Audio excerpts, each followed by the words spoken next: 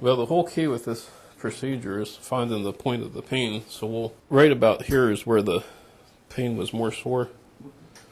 In the middle part, you said. Well, what I like to do basically is mark the area of the most painful area where the spot of the pain is. Naturally, the first thing is numbing the area.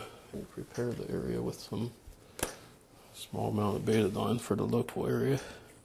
Yeah, these areas here where you're doing it locally, it doesn't involve a whole foot prep, but we still like to use the betadine initially around the skin. We'll make a little stab right into the base of where the... Now we'll use the cryo probe, and we'll place it directly into the area where we marked where it was more painful. Generally, the probe is placed against the area of where the pain was more prominent. Usually we have to freeze the area 3 minutes and then let it dethaw for about 30 seconds.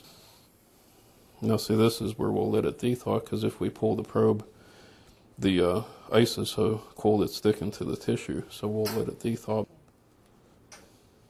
But yeah, we'll put this sterile dressing pad. Usually for post-operative dressings, we just use a sterile Telfa or Adaptic pad. As far as the site, there's very minimal bleeding, and after doing several of these procedures, there hasn't been many, in fact, any people that's had any infections because the area is so small. But then we'll usually put on a small amount of the 2x2s and 4x4 dressing and just a little compression wrap around it to secure it in place. Although I like to use Coban because it sticks to itself, and some people have allergies to the regular tape.